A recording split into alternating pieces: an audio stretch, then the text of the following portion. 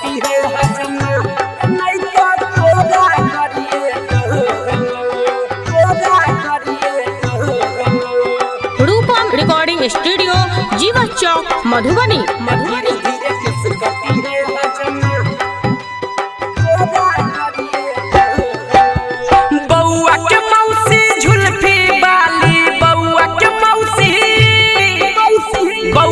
मौसी झुलफी बाली कुल्फी खिए तो नाहू नाहू किस कटी है हजमा नहीं तो तोरा करिए तो रे धीरे धीरे किस कटी है हजमा नहीं तो तोरा करिए तो।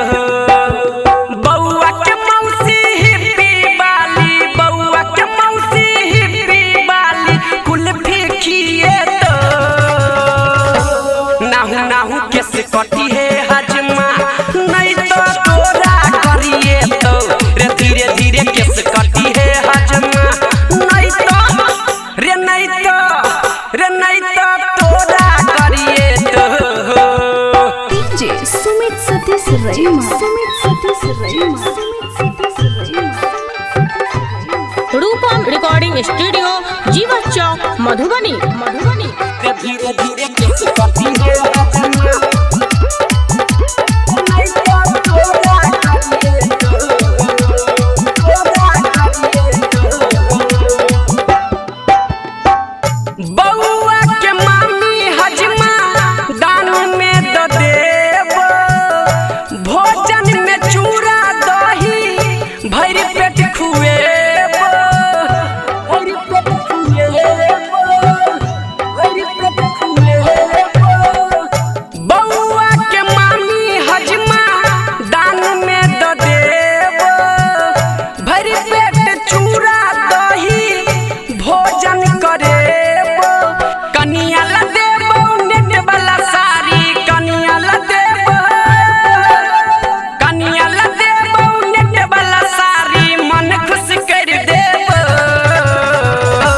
धीरे धीरे किस कटी है हजमा नहीं तो तोरा करिए तो नाहू नाहू किस कटी है हजमा नहीं तो रे नहीं तो तोरा करिए तो।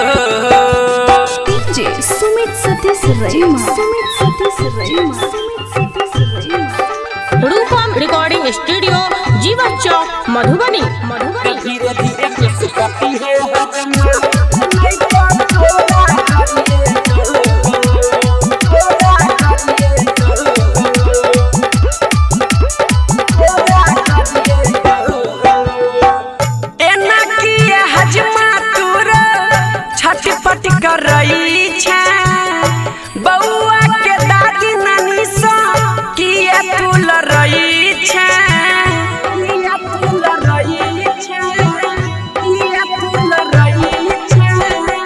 एना किए हजमा तोरा छटपट करई छै बउआ के दादी नानी सा किए तू लड़ई छै। तोरे गीत अजित लिखै छौ तोरे गीत अजित लिखै छौ अनिल सुने तो धीरे धीरे किस कटी है हजमा नहीं तो तोरा